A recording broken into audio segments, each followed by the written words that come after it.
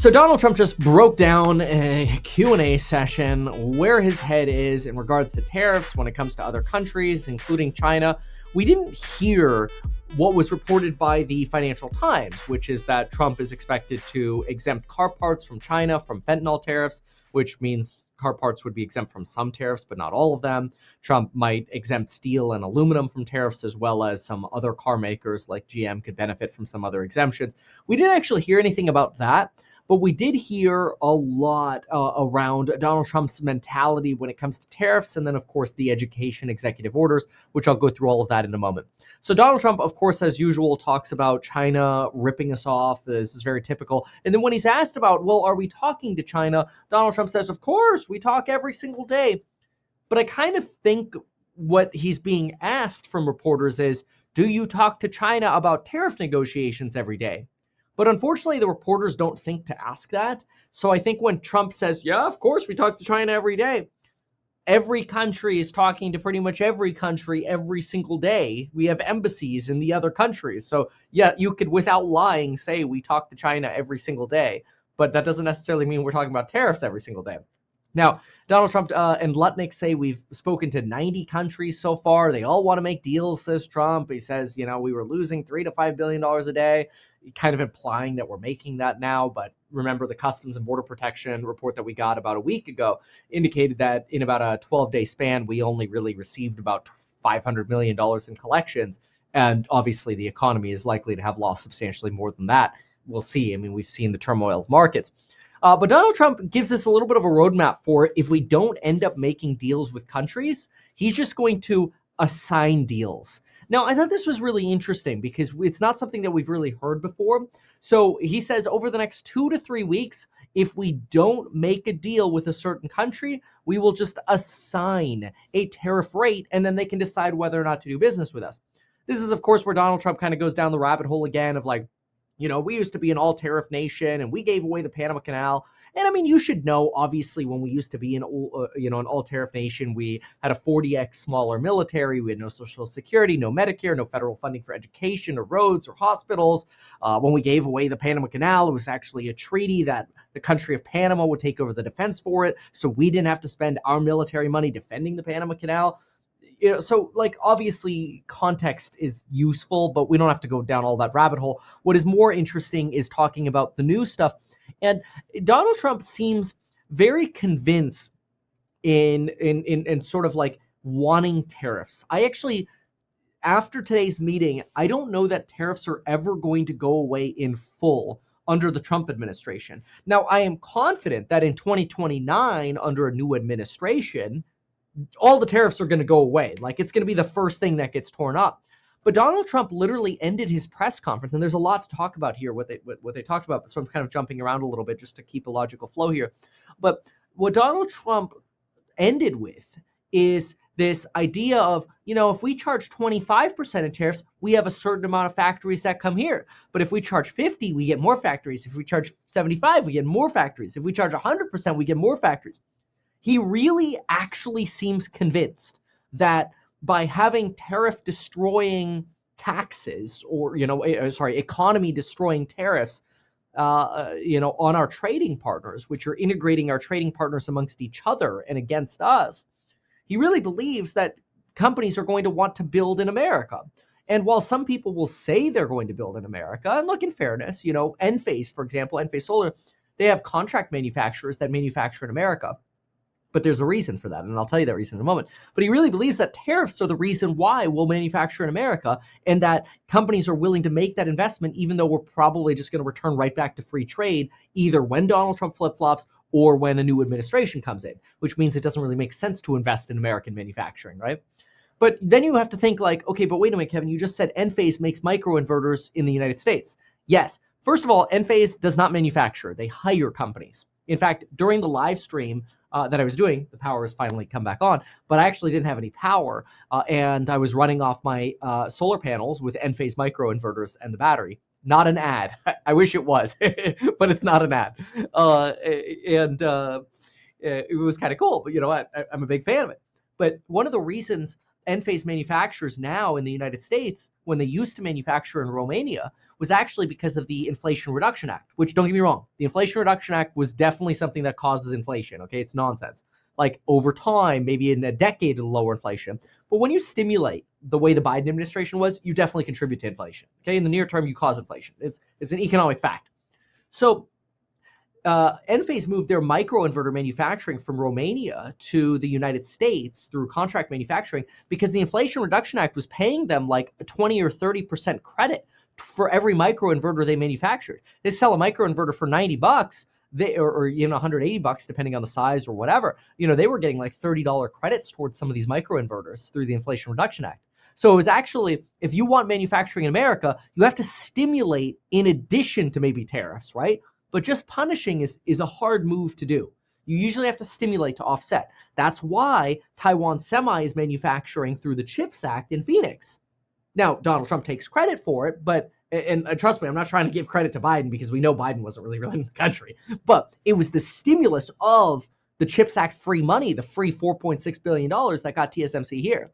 So I'm not convinced that the threat of tariffs will actually bring manufacturing here, especially since tariffs were not likely to be permanent. But I'm concerned because I hear Donald Trump, like in his conversations, very clearly like, well, the more we have tariffs, the more we're going to have manufacturing here. And I think it's delusional. Okay, well, that's my opinion. So I just want you to have that perspective. You might have a different opinion, right? So some other things that we heard during the press conference, Germany's Bundesbank said that Germany might suffer a, quote, slight recession this year. Mind you, every economist always says it's going to be a slight recession and that ends up being really bad.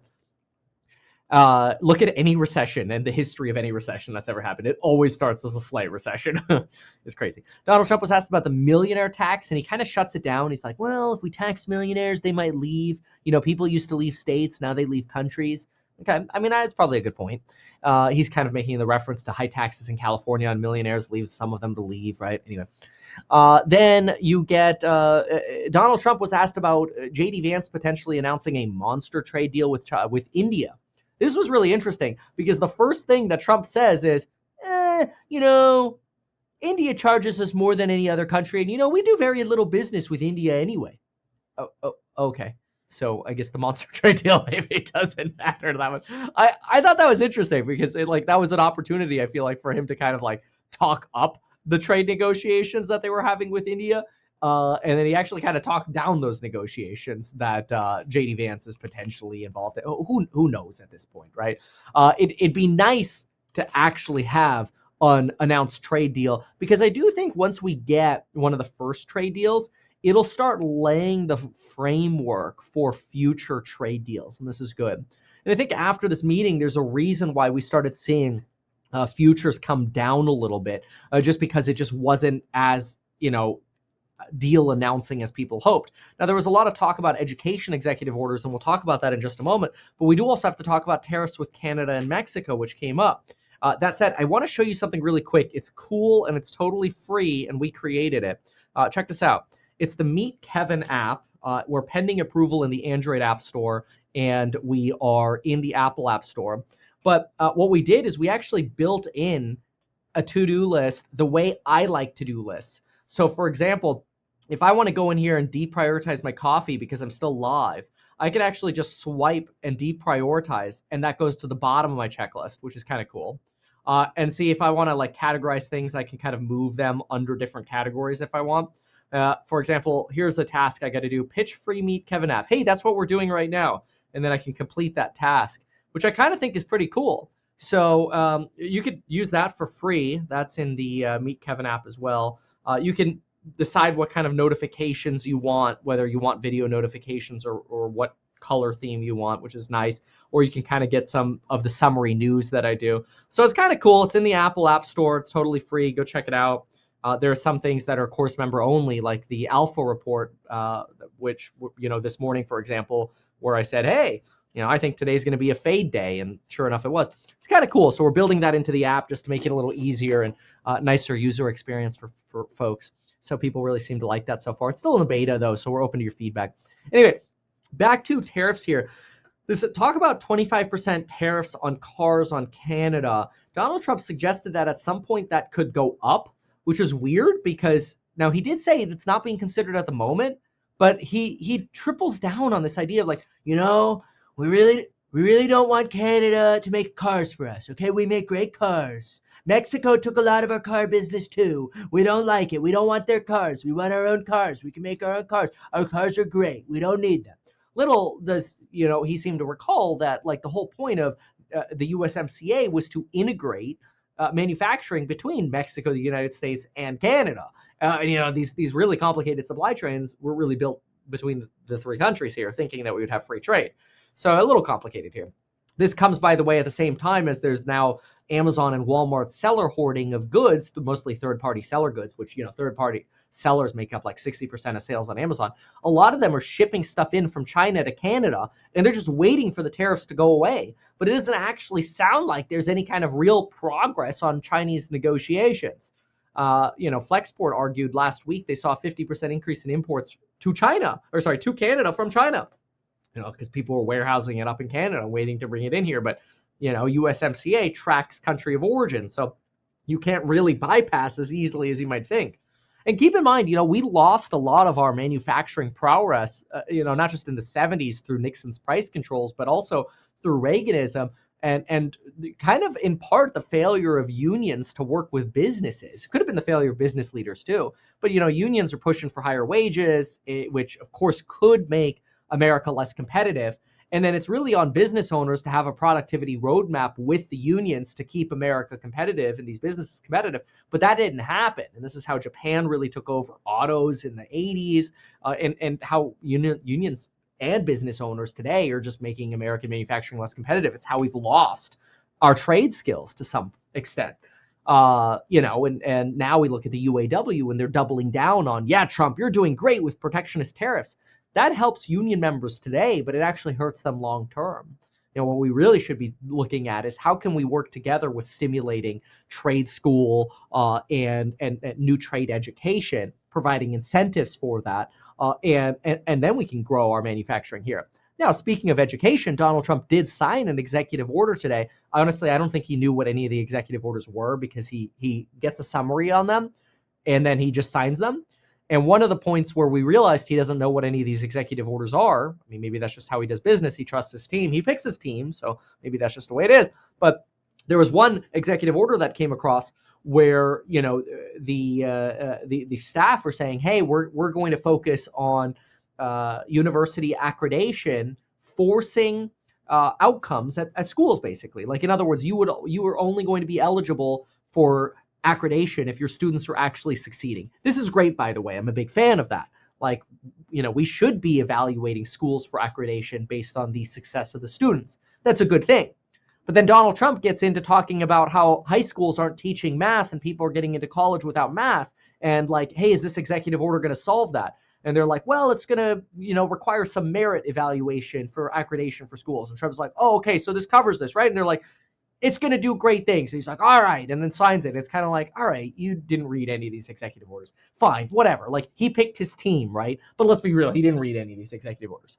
So it wasn't a very wise display, in my opinion. But they're requiring, which has always been required, but they're re-clarifying that foreign donations to colleges like university, like Harvard University, have to be disclosed.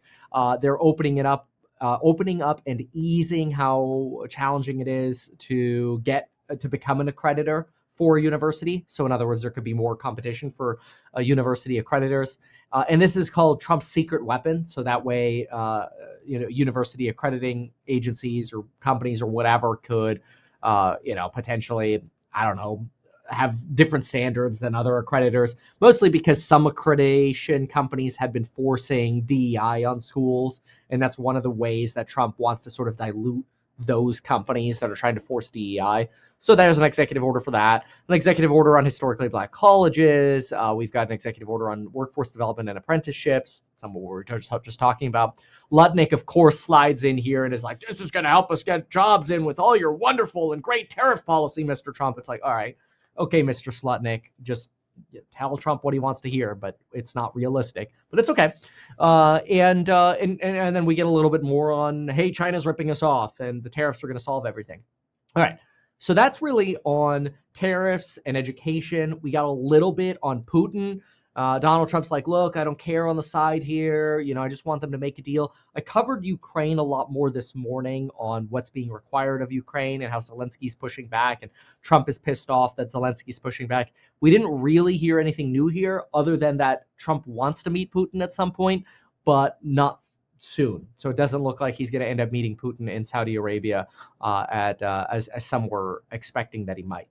So a lot of color there today on this. Also, if you were looking at the beige book at all, the beige book that came out from the Fed, honestly, I read it. Am I going to make a video on this? No. It's as generic as you could expect. Basically like, hey, uncertainty's up. Consumer spending still seems to be good. I guess we'll wait and see. That's kind of the situation with the Fed. Donald Trump did also chime in on the Fed suggesting, Jay Powell should cut rates. But then again, remember, the real impacts of this inflation are yet to be seen. So that's that. So with that, go check out the Meet Kevin app on the Meet Kevin App Store. And remember to check out House Hack. You get a 5% yield and you get upside in the stock and you get exposure, diversification to real estate. We had a big inflow of funds yesterday from folks wanting to invest in House Hack and actually sending money to invest in House Hack.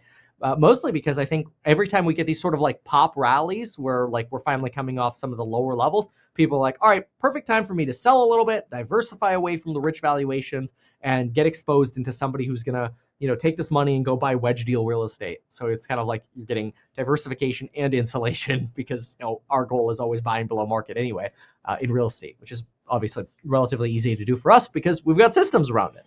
So anyway, learn more about that over at househack.com. Appreciate y'all being here. And that's all we got. So we'll see what happens tomorrow with markets and we'll keep tracking all this tariff news. Feel free to watch me update the news in the Meet Kevin app as well. I think that can be a nice way to sort of send little news updates to you as well. And you can customize the notifications the way you want them. And if you're Android, stay tuned. It's coming. It's totally free too. All right, folks, we'll see you soon. Bye. Why not advertise these things that you told us here? I feel like nobody else knows about this. We'll try a little advertising and see how it goes. Congratulations, man. You have done so much. People love you. People look up to you. Kevin Paffrath there, financial analyst and YouTuber. Meet Kevin. Always great to get your take.